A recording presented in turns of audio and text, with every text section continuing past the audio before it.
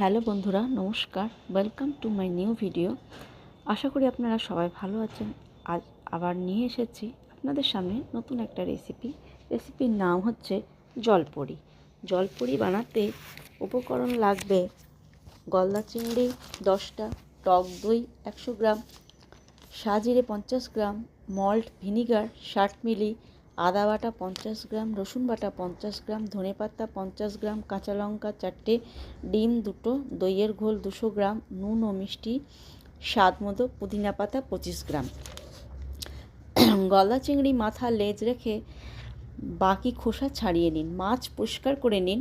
Vinegar, আদা, রসুন, ডিম, ধনেপাতা বাটা একসঙ্গে মিশিয়ে মাছ ম্যারিনেট করুন অন্তত 1 ঘন্টা। জল ঝরানো টক দই, ধনেপাতা বাটা, ডিম একসঙ্গে ফোটান। চিংড়ি হালকা করে ভাজুন। যে কোনো পাত্রে মাছ সাজিয়ে ওই দইয়ের মিশ্রণ দিয়ে তার ওপর থেকে ঢেলে গোটা জিনিসটা ভাপিয়ে নিন। ওপর থেকে ধনেপাতা কুচি সাজিয়ে পুদিনা চাটনি সহযোগে পরিবেশন করুন। আজ এই পর্যন্তই। সবাই ভালো থাকবেন। রেসিপিটি ভালো লাগলে লাইক, শেয়ার, সাবস্ক্রাইব করবেন। ধন্যবাদ।